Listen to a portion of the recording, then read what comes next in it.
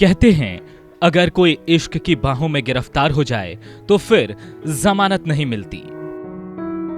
ये नशा ऐसा है कि एक बार कोई इसमें डूब जाए तो फिर बाहर आने का कोई चांस ही नहीं होता। ठीक इसी तरह इश्क का नशा चढ़ा था बिहार के सीएम यानी कि सुशासन बाबू नीतीश कुमार को। अपने सादगी और बेदाग छवि के लिए जाने जाने वाले नीतीश कुमार इश्क की बाहों में ऐसे गिरफ्तार हुए कि कभी जमानत तक नहीं ले पाए। हद तो तब हो गई जब अपने प्यार को पाने के लिए उन्होंने अपने पिता तक से बगावत कर दी। आज हम आपको देश के सबसे शांत, सबसे बेदाग और बिहार की छवि को बदल कर रख देने वाले सुशासन बाबू नीतीश कुमार और उनकी दिवंगत पत्नी मंजू सिन्हा की लव स्टोरी सुनाने वाले हैं। बिहार में आज दहेज लेना और देना दोनों अपराध है। इसके लिए कानून बनाने और दहेज बंदी के लिए आवाज उठाने वालों में सबसे मुखर नाम सीएम नीतीश कुमार का है। जब भी सामाजिक मुद्दों की बात हो वो दहेज ना लेने और देने की बात करते हैं। लेकिन क्या आप जानते हैं नीतीश कुमार ने इसी दहेज के कारण अपने पिता के फैसले को भी ठुकरा दिया था। उन्होंने अपने पिता को साफ कह दिया था कि दहेज लेंगे तो ब्याह नहीं करेंगे। यहां तक कि दहेज का पैसा भी मिल चुका था, लेकिन नीतीश के जिद के आगे उनके पिता को पैसा वापस लौटाना पड़ा था। कॉलेज के दिनों में नीतीश कुमार काफी तेज तर्रार छात्र थे। बिहार कॉलेज ऑफ इंजीनियरिंग के सबसे तेज छात्रों में उनका नाम सबसे ऊपर रहता था। इसी कॉलेज से वो छात्र संघ के नेता भी थे। अखबार में नीतीश कुमार का नाम बार बार आने से उनके पिता कविराज राम लखन सिंह बेचैन हो उठे। वे नहीं चाहते थे कि उनका बेटा राजनीतिक जंजाल में फंसे। उनके पिता ने अपने बेटे का राजनीति से ध्यान हटाने के लिए एक तरकीब निकाली। दरअसल उनके पिता ने जो तरकीब निकाली थी वो तरकीब थी नीतीश का विवाह।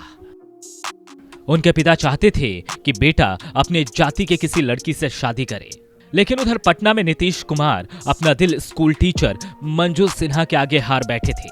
मंजू जनरल वर्ग से थी, जबकि नीतीश ओबीसी समुदाय से आते थे। हालांकि मंजू के पिता एक इंजीनियर दामाद का रिश्ता पाकर खुश हो गए।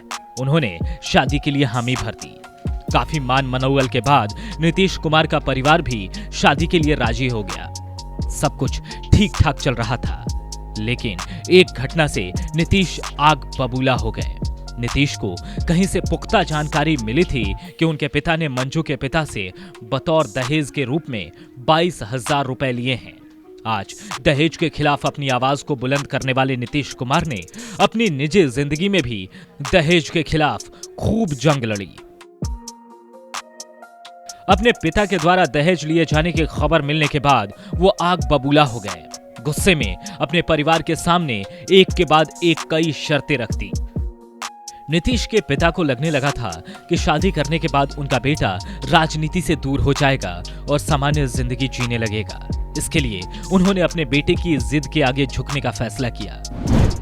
नीतीश ने अपने पिता से कहा, कोई दहेज नहीं, एक पैसा भी नहीं, इस तरफ या उस तरफ से कोई उपहार नहीं, कोई रीति रिवाज नहीं, कोई जश्न नहीं, कोई समारोह नहीं। शादी होगी तो सिर्फ कोर्ट मैरिज। उनके पिता दहेज लौटाने पर राजी हो गए, लेकिन कोर्ट मैरिज पर विट्टो लगा दिया। नीतीश भी झुके, वे सामान्य शादी के लिए राजी हो गए।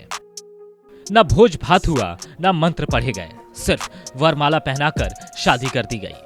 साल 1973 में मंजू सिन्हा और नीतीश कुमार ने 7 फेरे लिए और एक दूसरे के हो गए। कहते हैं नीतीश कुमार के ससुर अपनी बेटी का हाथ सौंपने से पहले काफी खुश थे। उन्होंने सोचा था कि दामाद इंजीनियर है, लेकिन दामाद राजनेता निकला। इसलिए शादी के बाद वो खुश होने के बजाय परेशान हो गए थे। उन्होंने अपनी बेटी के लिए एक ऐसा दामाद सोचा था जो इंजीनियर बनने वाला था, सरकारी सेवक बनकर आराम की जिंदगी जीने वाला था, लेकिन दामाद आंदोलनकारी निकला। इससे नीतीश कुमार के ससुर काफी चिंतित हो गए थे। नीतीश कुमार और मंजू सिन्हा का एक बेटा है निशांत।